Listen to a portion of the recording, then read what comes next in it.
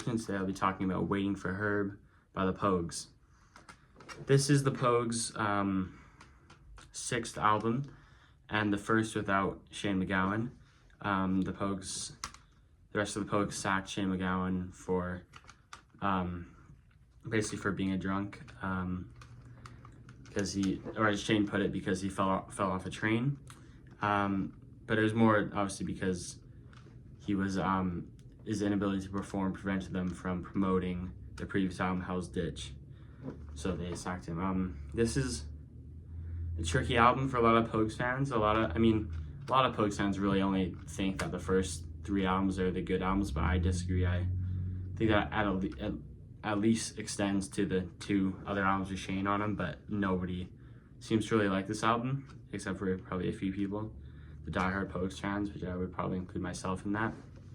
But I still think there's a lot of good songs on it, although I will say I think it's the worst Pogues album. I think they did one other album without Shane after this, and I think that is slightly better. But for what it's worth, it has at least one song that every Pogues fan should agree is an amazing song and should be in their top songs that were made, and that's the opener, Tuesday Morning. It is written by Spider Stacy, one of the only songs written by Spider Stacy. I think the only one I can think of is an instrumental called Repeal of the Licensing Laws. And then I think he rewrote the lyrics for Jack's Heroes, but that's a trad song.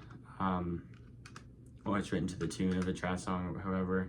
So he didn't write the actual music of that, he just wrote the lyrics. But yeah, I didn't say. Spider Stacy that's not the right word. He took on the responsibility of vocals for this album. Although I think there's a few other songs where someone else sings, like maybe Phil Chevron or Terry Woods or sings on one of these, I kind of forget. Which means that there's no whistle playing on this album as far as I can tell, or the album after, which is always a bit of a shame. I really enjoyed the tin whistle playing on all the albums, because Spider Stacy is kind of underrated for playing that instrument. Anyway, Tuesday Morning opens with like a cymbal drum and bass part, which is like weird. Like that's a very common thing for any pop or rock song, but the Pogues don't really ever do that. So it's a very interesting opening for the Pogues. And adds banjo, and then the accordion comes in, and then the song really starts. It's a nice pop song.